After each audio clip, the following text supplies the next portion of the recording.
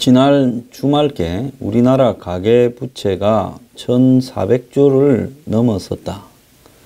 그래서 정부가 가계부채 대책을 계속 발표하고 있음에도 불구하고 월 10조씩 거침없이 늘어난다라고 이야기를 하고 있습니다. 올 3분기 기준 가계부채가요, 1,419조 1,000억입니다. 사상 처음으로 1,400조를 돌파했는데요. 그 3분기면 언제입니까? 그러니까 이 9월 말까지 가계부채가 1,419조라는 겁니다. 그럼 지금 10월달이 지났으니까 지금은 1,430조가 넘었을 거라고 보이는데요. 이 부분을 막으려고 신 DTI, DSR 등을 도입해서 지금 대출이 가능한 다주택자에 대한 대출을 급격하게 제한을 하고 있음에도 불구하고요, 이런 식으로 지금 가계부채가 급증을 해가고 있다는 겁니다. 자, 3분기 동안 석 달 동안에 31조 2천억이 증가했습니다. 이는 한국은행이 통계를 내기 시작한 2002년 4분기 이후, 즉 한 분기에 석 달 동안에 31조가 넘어간 부분은 사상 처음이라고 이야기를 합니다. 그래서 이 정부가 가계부채 대책을 계속 발표함에도 불구하고 분기별로 증가 규모가 30조를 넘은 것은 이 올해가 처음인데요. 1분기에는 16조 6천억, 2분기에는 28조 8천억이었습니다. 그래서 문정권이 들어와서 처음에는 방치하다가 그래도 2분기, 3분기에는 가계부채를 쪼았는데요. 흔히 빚도 능력이다라는 이야기가 있죠. 이 말이 일종의 일리는 있습니다. 왜냐하면 능력이 없는 사람은 은행에 가서 빚을 빌릴 수도 없다. 즉 소득 없는 사람이 은행에 가서 빚을 빌리려고 해보세요. 해주는가? 안 해주겠죠. 그런데 최근에 가계대출의 내용을 보면요, 이 8.2 대책 이후에 주택담보대출액은 증가폭이 좀 줄어들었는데 은행의 신용대출이 많이 늘어났고 폭증을 했고, 카카오뱅크가 돌풍을 일으키면서 1조 원이 넘는 신용대출 실적을 올리자 시중은행도 역시 대출 한도 확대와 금리 인하로 여기에 맞섰다라고 합니다. 자, 하반기에는 아파트 분양 물량이 상반기에 이 2배라는 거죠. 결국은 이런 부분이 가계부채를 갖다가 더 늘려갈 거라고 지금 이렇게 이야기가 되고 있습니다. 자, 지금 이 돈 찍는 기계 앞에서 1만원권 지폐에 이렇게 도장을 찍어 가지고 발행을 한다고 한국은행에서 이야기를 하고 그 돈을 다 가계부채에 쓰도록 허용한다고 하면 1초에 만원짜리 한 장을 이렇게 발행하기 위해서 거기에 한국은행 종재 도장을 찍는다면 17분이 지나야 1,000만 원이 되고, 그리고 12일이 지나야 100억이 되고, 1조가 되려면 한국은행장 임기 3년을 넘겨서 1200일이 걸리고 1400조를 다 찍으려면 4600년이 걸린다는 겁니다. 그래서 1초에 한 장씩 만원짜리를 찍어내면 4600년이 걸려야 갚을 수 있을 만큼의 많은 돈인데, 이 돈이 2014년에 지금 하는 총재가 취임한 이후 기준금리를 0.25% 더 내리고 난 뒤에 지난해 6월까지 5차례 금리를 내렸는데 그 사이에 가계부채는 300조가 늘어나 버린 겁니다. 결국은 가계부채가 이렇게 폭증하게 된 원인 중에 하나는 이 시중에 금리를 내린 것이 이것이 1조를 했는데요.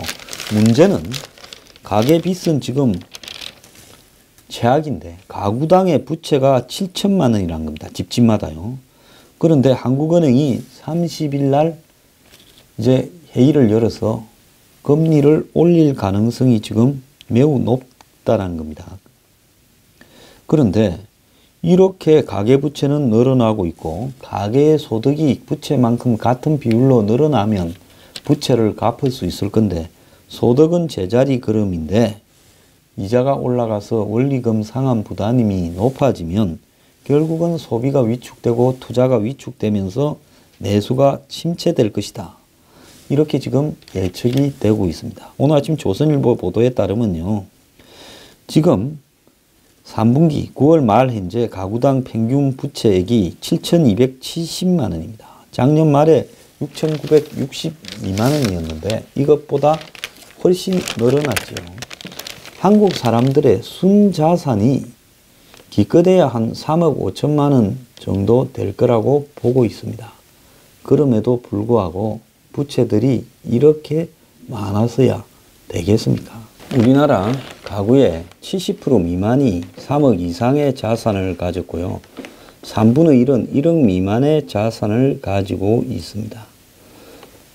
작년 3월 말 현재 가구의 평균 자산이 3억 3,300만 원입니다. 자, 그런데 평균 부채가 그때 6천만 원이었다라고 이야기를 하고 재작년에 가구당 순자산이 2억 7,370만 원이었습니다. 지금 현재 가구당 평균 소득은 한 4,500만 원이 되지가 않습니다. 또 다른 통계에서는요. 가구당 순자산이 3억 6천만 원이라고 이야기를 하고 있습니다. 2015년 기준으로요. 자, 그러면 우리나라 가구의 순자산의 76%가 부동산에 묶여 있다라고 이야기를 지금 하고 있는데요. 그러니까 부동산 빼고 나면 돈이 별로 없다라는 거죠. 자료들이 하도 조금 차이가 있는데 2억 5천에서 순자산이 한 3억 이렇게 5천 사이에 배포되어 있는데 지난해 말 한국은행과 통계청이 지난해 말 기준으로 발표한 이 순자산 이 부분이 그래도 조금 정확할 거라고 보고 3억 6,779만 원으로 추정이 되었습니다. 자, 그럼에도 우리나라 국민들의 70% 이상이 부동산에 지금 자산이 묶여 있습니다. 이런 상황에서 이 부채가 지금 7천만 원이 넘어가고 있고 자, 그렇다면 가계가 부채 때문에 소비를 늘리지 못하고 있어서 현재 소비 둔화와 저성장이 지금 지속되고 있다. 순자산 대비 집값이 미국은 1.4배, 일본은 1.8배, 한국은 2.28배라는 겁니다. 평균적인 가격이요.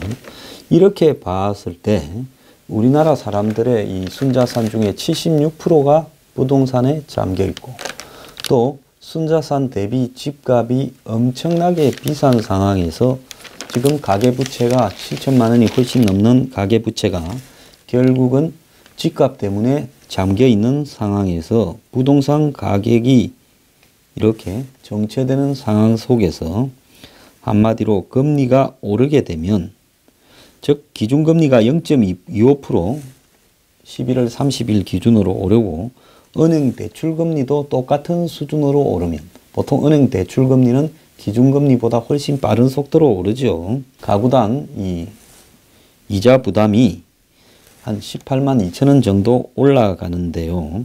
한국은행은 대출금리가 0.25% 오르면 연간 이 가구의 전체의 대출금리는 2조 3천억이 올라갈 건데요. 근데 한국은행의 금리 인상이 일회성이 아니라 지속적으로 이제 앞으로 올라갈 거기 때문에 이런 상황에서 이 가계부채가 심각하게 작용을 할 수 있다라는 지금 예고가 나오고 있습니다. 이 속에서요, IMF에 이어서 제가 한번 소개해 드린 것 같은데 OECD도 한국의 가계부채를 갖다가 경고를 했습니다. OECD는 최근에 국가별 가계부채로 보는 금융위기 회복 능력 보고서를 통해서요. OECD 국가의 가계자산 대비 부채 비율 통계를 공개를 했습니다. 통계에 따르면 2016년 기준 우리나라는 33.83%, 즉 가계자산 대비 부채 비율, 지금 가계자산이 한 3억 6천이다. 그리고 부채가 7,270만 원이다. 이거를 갖다가 통계를 내니까 33.83%. 이렇게 놓았다는 겁니다. 그러니까 이 지금 우리나라의 이 정부가 발표한 순자산 3억 6천보다도 OECD나 이런 데서 봤을 때는 더 적다라고 보고 있겠죠. 그런 부분 속에서 지금 한국이 자산이 1억이라면 국민들이 빚이 3,383만 원이 빚이다라는 겁니다. 한국보다 높은 나라는 노르웨이, 호주밖에 없고, 그러니까 OECD에서 3등이라는 거죠. 자산 대비 부채 비율이요. OECD 평균 22.5%보다는 훨씬 높다라는 겁니다. 그래서 OECD 보고서에서 한국처럼 가계부채가 많은 국가는 글로벌 금융위기가 다시 일어날 경우에 큰 어려움을 겪을 거다라고 이야기를 하고, 지난 10월 14일 IMF도 한국은 가계부채가 중요한 금융 안정 리스크 요인이다, 이렇게 이야기한 바가 있습니다. 즉 세계적인 이런 경제기구에서 연달아 한국의 가계부채를 지적을 하고 있는데요. 지금 가장 중요한 것은 증가 속도입니다. 우리나라의 가계 자산 대비 부채 비율은 2014년에는 32.18%인데 지금 올해는 33.83%로 1.65% 올랐는데, 같은 기간에 2년 연속 오른 나라는 핀란드와 한국뿐이고 핀란드는 0.38%밖에 안 올랐다는 겁니다. 그래서 OECD 국가 가운데서 한국의 가계부채 증가 속도가 가장 빠르다라는 거고요. 문제는 한 사람이 대출을 여러 건을 갖고 있다는 겁니다. 전체 평균을 내면 이런데 대출을 갖고 있는 사람은 집중적으로 대출하고 안 하는 사람은 안 하기 때문에 그 문제의 질적인 내용을 놓고 보면 더욱더 심각하다는 거죠. 자, 한국신용정보회사 평가에 따르면 주택담보대출 현황을 분석한 결과 주택담보대출을 2건 이상 가진 사람이 132만 930명이고 전체 주택대출 보유자 622만 3천 명 가운데 21.2%라는 겁니다. 그러니까 이 사람들이 앞으로 금리가 올라갈 때 매우 위험해질 수 있는 사람들이라는 겁니다. 경제 전문가 48명이요. 한국 경제 취약성을 갖다가 이렇게 답했는데 가계부채가 26.8%로 가장 위험하다라고 이야기를 하고 있습니다. 마지막으로요. 부채도 자산의 일부고 부채도 잘 활용하는 것이 경제적인 능력이라고 이렇게들 이야기를 합니다. 문제는 뭔가 하면 빚이 있더라도 소득이 크게 늘면 되는데요. 우리나라의 가계의 연평균 소득이 2014년 4,658만 원에서 2016년 4,883만 원으로 4.8% 증가했다는 겁니다. 그래서 평균 부채는 6,051만 원에서 6,655만 원으로 10% 급증을 했다는 거죠. 그래서 가계부채는 소비 침체를 갖다가 끌고 와서 경제 성장을 끌어내리는데 우리나라의 평균 소비 성향, 즉 소득에서 소비가 차지하는 비중이 2011년에는 76.7%인데 2016년에는 71.1%로 줄어들었다는 거죠. 교육비 부담이 가구마다 다 심한 상황 속에서 이렇게 빚이 늘어나니 빚 갚는 원리금 상환 부담까지 이렇게 생기니 소비가 갈수록 줄어들 수밖에 없고, 이 상황 속에서 기준금리가 올라가게 되면 이 가계들이 가계부채로 인해서 무너지는 가계들이 많을 거다. 그래서 한국은행이 지금 통계를 냈는데 가진 자산을 모두 팔아도 빚이 안 갚이는 사람이 31만 5천 가구라는 거죠. 작년 연말까지.